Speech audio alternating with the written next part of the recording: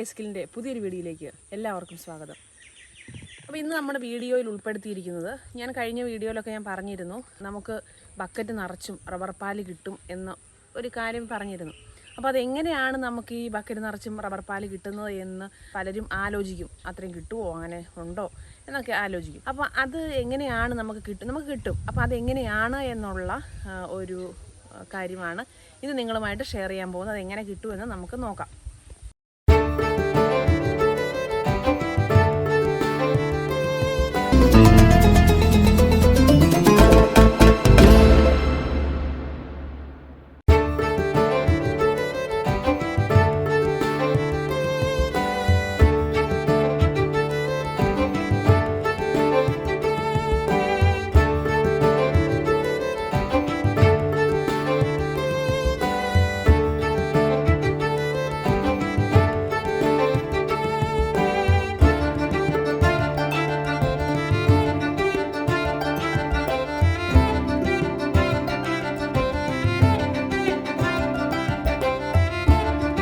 നല്ല ഒരു സസ്യ ഹോർമോണാണ്.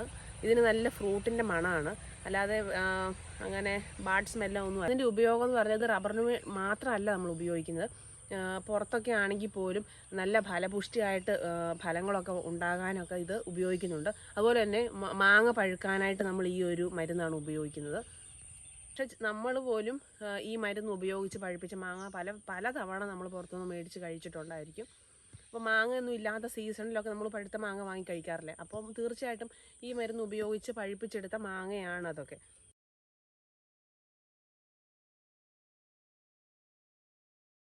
നമ്മൾ ഇന്നത്തെ വീഡിയോയിൽ ഉൾപ്പെടുത്തുന്നത്, നമ്മൾ റബ്ബറിന് ഒരു മരുന്ന് തേച്ചിട്ട് റബ്ബർ വെട്ടും എന്നൊക്കെ നമ്മൾ പലരും കേട്ടിട്ടുണ്ട്.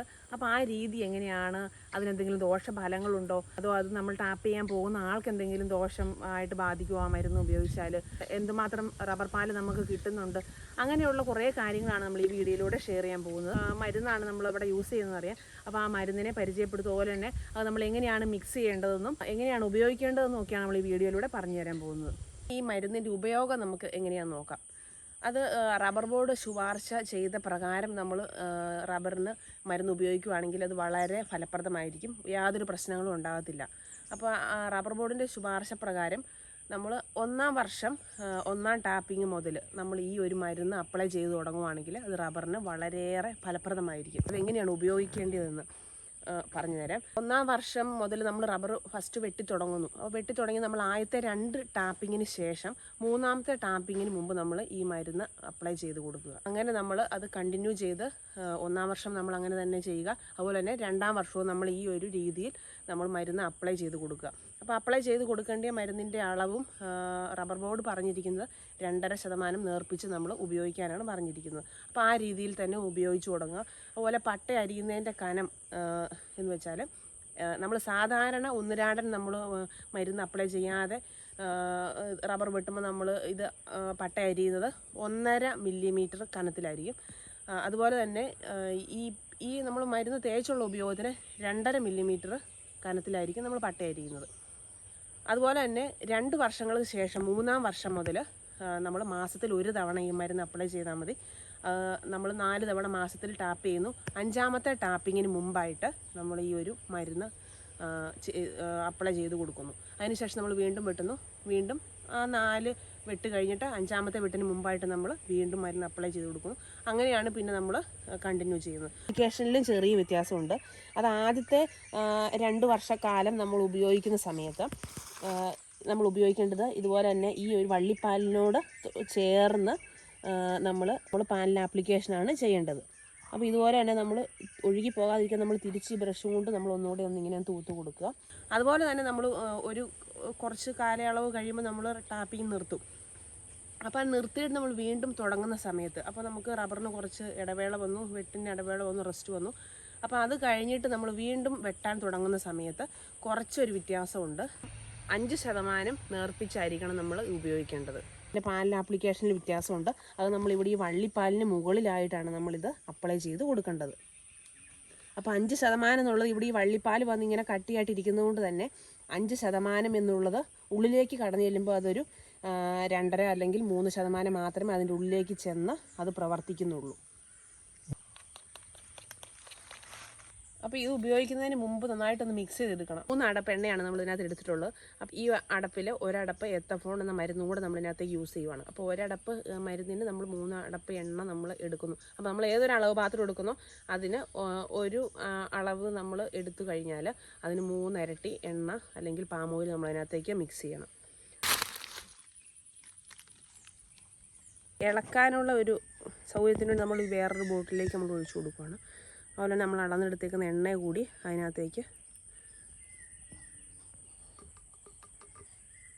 അപ്പോൾ മരുന്ന് നമ്മൾ ഇതിനകത്തേക്ക് ഒഴിച്ചെടുത്തിട്ടുണ്ട്. ഇനി നമുക്ക് നന്നായിട്ട് മിക്സ് ചെയ്തെടുക്കണം. നന്നായിട്ട് ഇളക്കി കൊടുക്കുക. ഇപ്പോൾ ഒരു 10 മിനിറ്റ് സമയം ആദ്യം തന്നെ നമ്മൾ നന്നായിട്ട് ഇളക്കി മിക്സ് ചെയ്യണം. പിന്നെ നമ്മൾ ഓരോ മരത്തിലും ഇത് അപ്ലൈ ചെയ്യാൻ പോകുന്ന സമയത്ത് ഇതുപോലെ നന്നായിട്ടൊന്ന് മിക്സ് ചെയ്തെടുക്കുക. അത് കഴിഞ്ഞിട്ട് നമ്മൾ മരത്തേലേക്ക് തേച്ച് കൊടുക്കുക. പിന്നെ നമ്മൾ അടുത്ത മരത്തിൻ്റെ ചുവട്ട് ചെല്ലുമ്പോഴും ഇതുപോലെ തന്നെ. ഇപ്പം ഞാൻ മണത്ത് നോക്കിയത് ഇത് മിക്സ് ചെയ്ത് കഴിയുമ്പോൾ എന്ത് മണമാണെന്ന് അറിയാനായിട്ടാണ്. ഇപ്പം നമുക്ക് വെളിച്ചെണ്ണയുടെ മണമെന്നാണ് കൂടുതലായിട്ട് മുന്നോട്ട് വരുന്നത്. അതല്ലാതെ നമ്മൾ ഈ മരുന്ന് തന്നെ മണത്ത് നോക്കുകയാണെങ്കിൽ നല്ല ഫ്രൂട്ടിൻ്റെ മണമാണ്.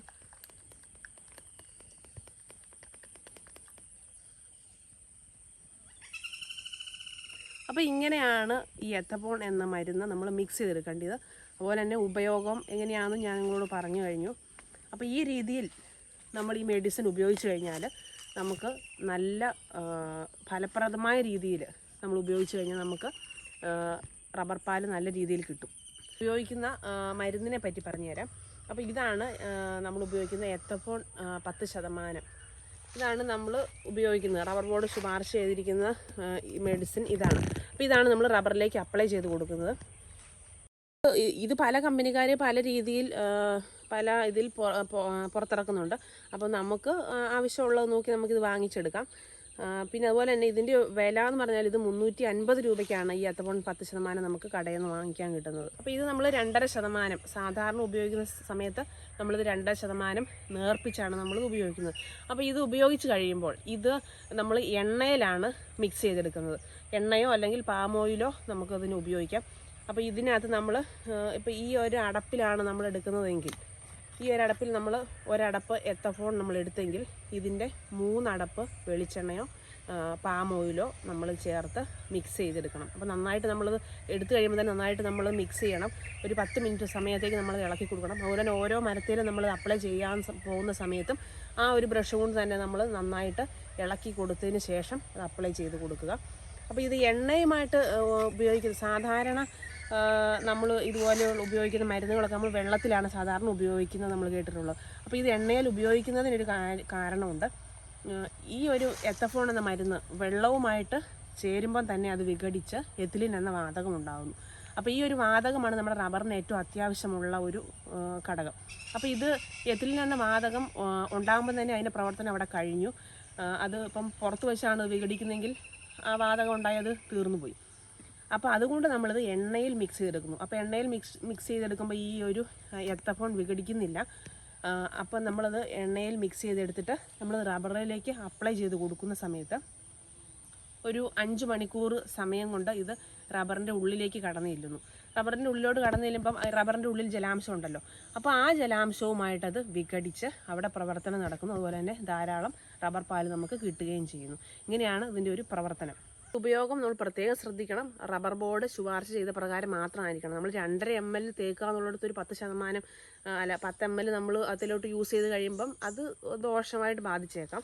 അപ്പോൾ ഇവർ പറയുന്ന രീതിയിൽ 2.5% എന്ന് പറഞ്ഞാൽ നമ്മൾ 2.5% തന്നെ നമ്മൾ യൂസ് ചെയ്ത് പോവുക.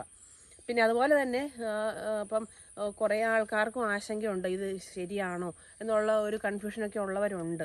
അപ്പോൾ റബ്ബർ ബോർഡ് ഇത് നിർദ്ദേശിച്ചിരിക്കുന്നതാണ്. അതുപോലെ തന്നെ എല്ലാ മാസത്തിലും അവരുടെ ക്ലാസ്സുകളുണ്ട്. അപ്പോൾ അതൊക്കെ അറ്റൻഡ് ചെയ്താൽ നമുക്ക് കൂടുതലായിട്ടുള്ള ഡീറ്റെയിൽസൊക്കെ നമുക്ക് അറിയാൻ പറ്റും. ഇപ്പോൾ ഞാനിപ്പോൾ ഇത് പറയുന്നത് കൊണ്ട് നിങ്ങളിതിപ്പോൾ വിശ്വസിക്കണമെന്നില്ല. പക്ഷേ റബ്ബർ ബോർഡ് നമ്മളോട് നേരിട്ട് ഈ കാര്യം പറയുവാണെങ്കിൽ നമുക്കത് കൂടുതൽ വിശ്വാസമാകുമല്ലോ. അപ്പോൾ ഞാനൊരു വാട്സപ്പ് നമ്പർ ഞാൻ നിങ്ങൾക്ക് തരാം ആവശ്യമുള്ളവർക്ക്.